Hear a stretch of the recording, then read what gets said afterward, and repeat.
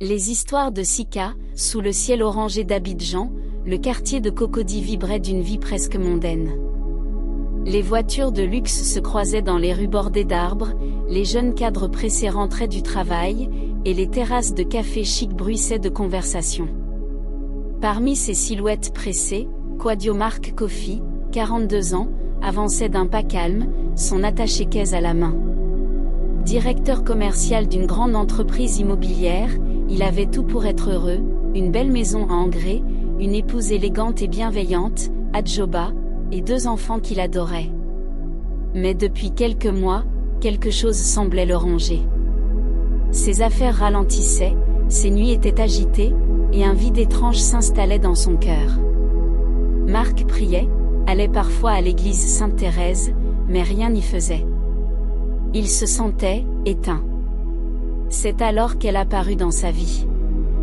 Une femme à la beauté rare, au regard insondable, nommée Malika.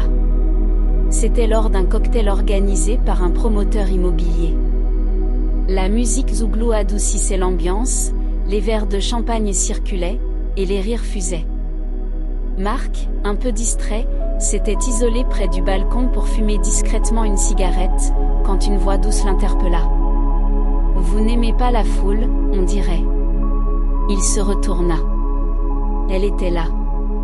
Une robe dorée qui épousait ses formes, des yeux noirs profonds, un parfum capiteux. Malika. Elle disait venir de Bouaké, styliste de profession, revenue à Abidjan depuis peu. Mais ce qui fascinait Marc, c'était sa façon de parler, lente, posée, presque ensorcelante. Quand elle riait, on aurait dit que le vent lui obéissait. Ils échangèrent leurs numéros. Et dès le lendemain, les messages commencèrent. Des mots doux, des phrases simples mais pleines de mystère. Il y a quelque chose en toi que j'ai déjà vu dans un rêve. Marc souriait à ces messages, sans se douter qu'il venait de mettre le pied sur un chemin dont on ne revient pas facilement. Leur relation devint rapidement intense. Marc trouvait 1000 excuses pour la voir. Elle vivait dans un appartement discret à la Riviera Palmeraie, décoré de tissus traditionnels, de bougies, de statues en bois et de fioles colorées. Chaque fois qu'il franchissait la porte, il se sentait aspiré dans un autre monde. L'odeur de l'encens, les murmures de Malika, les bougies rouges et jaunes, tout semblait vibrer d'une énergie invisible. Une nuit, alors qu'il venait de faire l'amour, Marc se réveilla brusquement. Malika se tenait assise, nue, devant un miroir. Elle murmurait des mots dans une langue étrange, les mains plongées dans une calebasse remplie d'eau. Et dans l'eau, il vit son propre visage.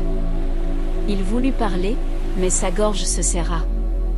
Malika se retourna lentement et dit « Ne t'inquiète pas, c'est juste un rituel de protection.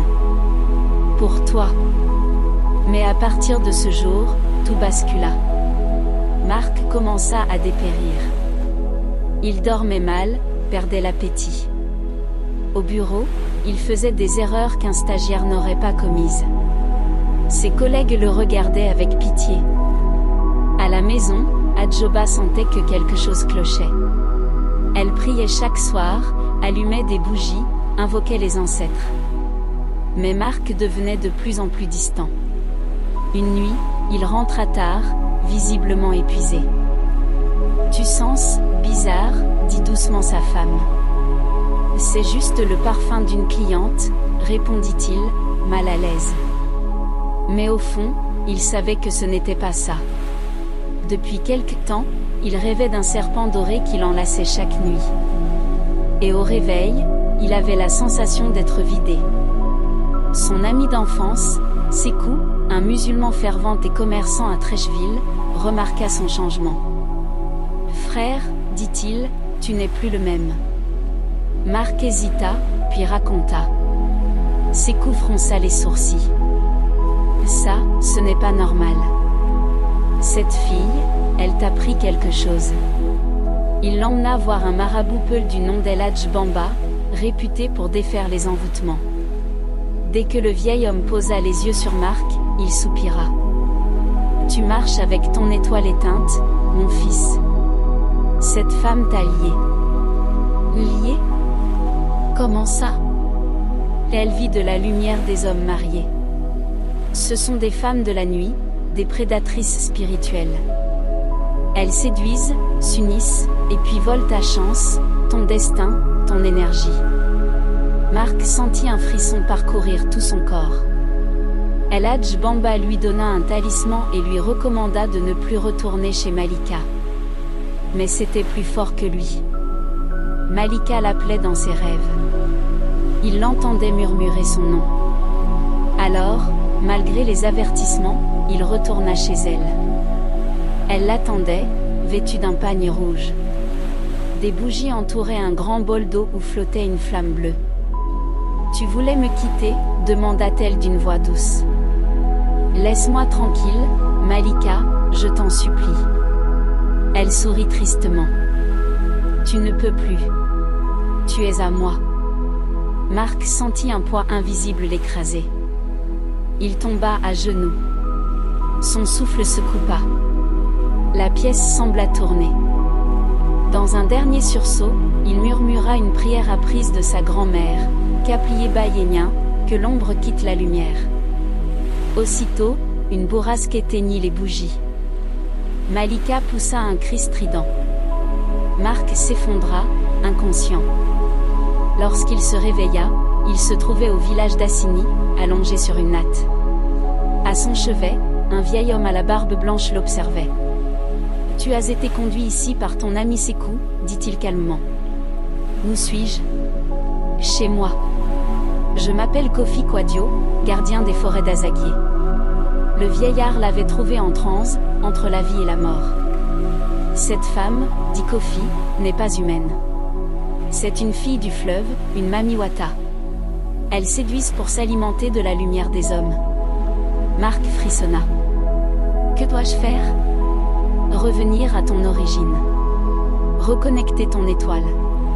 Cela prendra du temps, du courage, et de la foi. » Pendant 7 jours, Marc fut initié à des rituels de purification. Des bains d'herbe, des prières aux ancêtres, des nuits de silence au bord du fleuve Comoé. Chaque nuit, il rêvait de Malika qui criait son nom, mais peu à peu, sa voix s'éloigna. Le 7e jour, le vieux Kofi lui remit un collier fait de cori, d'écorce et de dents de poisson. « Tant que tu porteras ceci, ton étoile sera protégée. Mais souviens-toi, ne retourne jamais vers ce qui t'a volé ta lumière. » Marc rentra à Abidjan amaigri, mais apaisé. Adjoba l'accueillit sans un mot, les larmes aux yeux. Il tomba à genoux. « Pardonne-moi, dit-il. » Elle posa une main sur sa tête. « Ce qui est tombé peut se relever, dit-elle doucement. » Les semaines passèrent. Marc retrouva peu à peu des clients, de l'énergie, et surtout la foi. Il se rapprocha d'un groupe de prière à Cocody, où il partageait son histoire à ceux qui vivaient les mêmes tourments. 1 an plus tard, il fonda une ING, Lumière d'Homme, dédiée à l'éducation spirituelle des jeunes et à la prévention contre les manipulations mystiques. Son histoire fit le tour des églises et des mosquées. On venait l'écouter, le remercier, le consulter. Et parfois, dans le silence de la nuit, il entendait le vent passer entre les arbres et murmurait « Merci, ancêtre.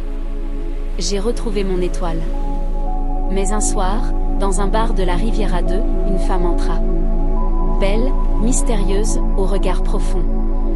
Elle s'assit près d'un homme d'affaires, sourit, et dit doucement « Vous semblez bien seul. » Personne ne sut d'où elle venait. Mais quelque part, dans la brise d'Abidjan, une prière monta, protégeant ceux qui avaient appris que toutes les beautés ne sont pas bénédictions. Abonne-toi pour plus d'histoires, laisse un j'aime.